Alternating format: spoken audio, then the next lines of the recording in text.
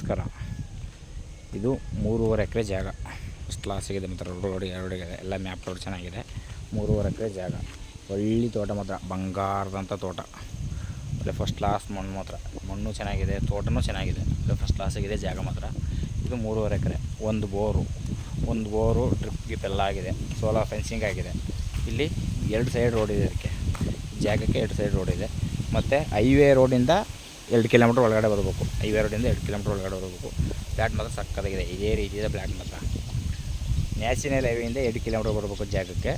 ಇವರು ಎಕರೆಗೆ 40 ಲಕ್ಷ ಹೇಳ್ತಾಯಿದ್ದಾರೆ. 1 ಎಕರೆಗೆ 40 ಲಕ್ಷ. ಒಟ್ಟಿಗೆ 3.5 ಎಕರೆ ಜಾಗ. ತೋಟ ಮಾತ್ರ ಬಂಗಾರದಾಗಿದೆ ಸರ್. ಒಳ್ಳೆ ಫಸ್ಟ್ ಕ್ಲಾಸ್ ಫಲ ಬಿಡುತ್ತೆ.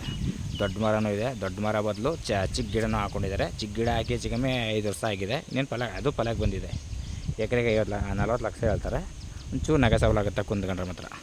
ಒಳ್ಳೆ ಫಸ್ಟ್ ಕ್ಲಾಸ್ ತೋಟ. ಒಂದು ಫಾರ್ಮ್ ಹೌಸ್ ಮಾಡ್ಕೊಂಡು ಹೊಚ್ಚಗಡೆ ಇರ್ತೀನಿ ಅನ್ನೋದು ಮಾತ್ರ ಫಸ್ಟ್ ಕ್ಲಾಸ್ ಆಗಿದೆ ಜಾಗ. ನೋಡಿ ರೋಡ್ ಎಲ್ಲ ಹಿಂಗೆ ಇದೆ.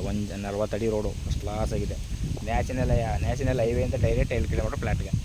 ಎಲ್ಲೂ ಹೋಗೋಂಗಿಲ್ಲ, ಏನು ಕೊಡೋಂಗಿಲ್ಲ.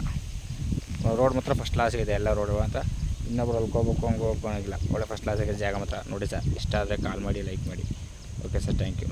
ಜಾಗ ಮಾತ್ರ ಒಳ್ಳೆ ಬೊಂಬಾಟ್ ಜಾಗ. ಸುತ್ತ ಫೆನ್ಸಿಂಗ್ ಆಗಿದೆ, ಎಲ್ಲ ಆಗಿದೆ. ಬೋರ್ ಇದೆ. ಮನೆ ಮಾತ್ರ ಇಲ್ಲ. ಜಾಗ ರೋಡ್ ಫೈಂಟ್ಗೆ ಚೆನ್ನಾಗಿದೆ ನೋಡಿ ಸರ್.